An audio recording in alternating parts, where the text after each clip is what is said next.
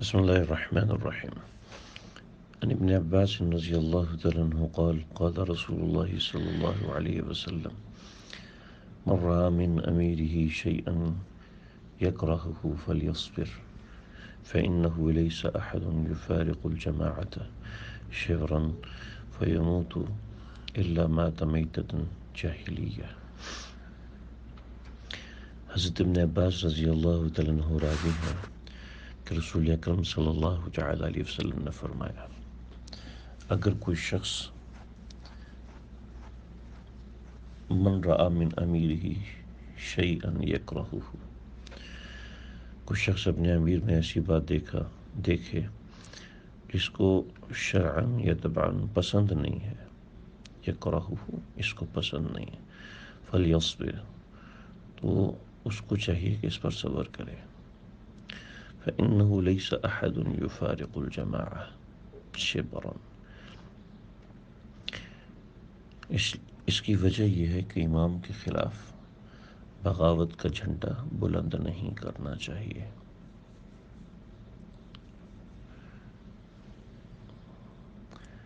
کیونکہ فإنه ليس أحد يفارق الجماعة شبرا، کیونکہ جو شخص بھی جماعت سے بالشت بھر بھی جدا ہوا، فیموت اور توبہ کیے بغیر مر گیا، تو الا مات میتۃ جاہلیۃ، تو اس کی موت اہل جاہلیت کی موت کی مانند ہوئی۔ بخاری اور مسلم کی روایت ہے۔ مسلمانوں میں تنظیم، مسلمانوں میں جماعت بن کے رہنے کو بہت زیادہ پسند کیا گیا ہے۔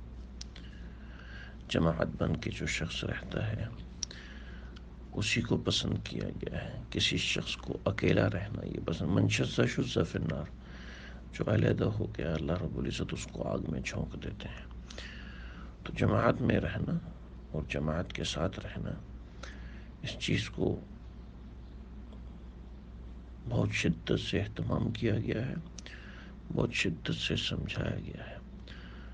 چنانچہ بہت بڑے بڑے فتنے ہوئے بعد کے زمانے میں، بہت سے ایسے حالات پیش آئے، مسلمانوں نے اپنے امیر کی مستقل اطاعت کی ہے، مسلمان بہت سے معاملات میں امیر کے تابع ہو کے رہے، اس سے الگ نہیں ہوئے اسی حدیث کی وجہ سے۔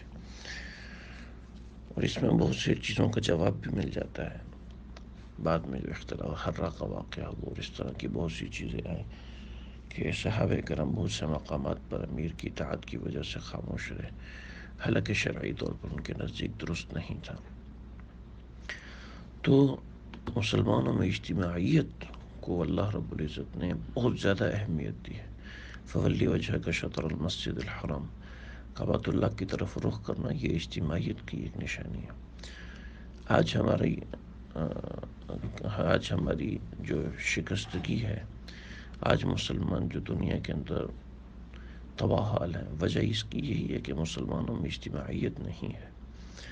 اگر مسلمانوں میں کسی ایک جھنڈے کے تحت اجتماعیت ہو، چاہے وہ مسلمانوں کی کوئی جماعت کے طور پر ہو، جیسا کہ آج کل ہمارے 60 اسلامی ممالک کی ایک جماعت بنی ہوئی ہے، لیکن وہ بالکل بے اثر ہے، اس کے اندر نہ عرب ممالک ساتھ دیتے ہیں اور نہ کچھ۔